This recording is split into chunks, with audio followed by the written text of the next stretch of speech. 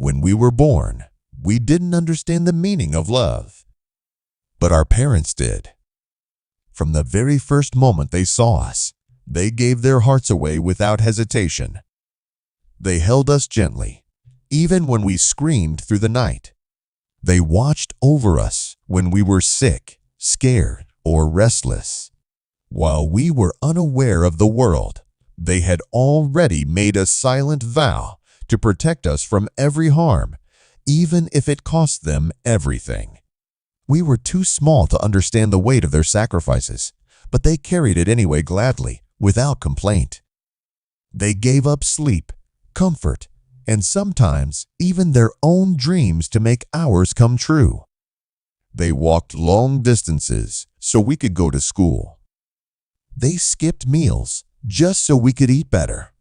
They put our needs before their own again and again, and they did it with love. They never asked for thanks. They never waited for recognition. Their love wasn't loud or demanding. It was quiet, steady, unconditional, the kind of love that wraps around you like a warm blanket and never asks for anything in return except your happiness. But as time passed and we grew older, we changed. Our world became bigger. We found new people, new dreams, new distractions. We had less time to talk, less time to sit and listen, less time to be with the ones who once gave us everything. And still, they said nothing. They never made us feel guilty. They just smiled and said, "I know you're busy," even when they longed to hear our voices, even when they waited all day for a visit that never came. They started to speak less, not because they had nothing to say, but because they saw we were no longer listening. They began to ask fewer questions, not because they didn't care, but because they didn't want to burden us. They noticed the distance, but they never made it our fault. They just kept loving us silently, holding on to the hope that maybe one day we'd come back to them, not with gifts or money, but with time, with presence, with attention. And as they age, they grow more fragile.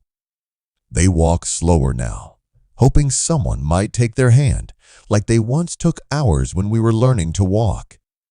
Their eyes look for us across the room, hoping we'll sit with them for a moment, just like they used to sit by our bed when we were little. They ask how we are, even when no one asks how they're doing. They cheer for our successes, even when their own joys are forgotten. What they really want is simple. They want to be seen, to be heard, to be remembered. Not on holidays, not just in emergencies, but in the ordinary moments of life, the way they once included us in every moment of theirs. But we get so busy chasing success, money, recognition, that we forget the people who gave us everything before we had anything. We climb ladders, we build careers, we travel far and wide. And then, one day, we turn around and they're not there anymore. That chair they used to sit in is now empty. That voice that used to call your name is now silent. That home that once smelled of love and laughter now feels cold and unfamiliar. And suddenly, you remember all the things you meant to say but didn't. The visits you kept delaying. The stories you never listened to. The hug you didn't give.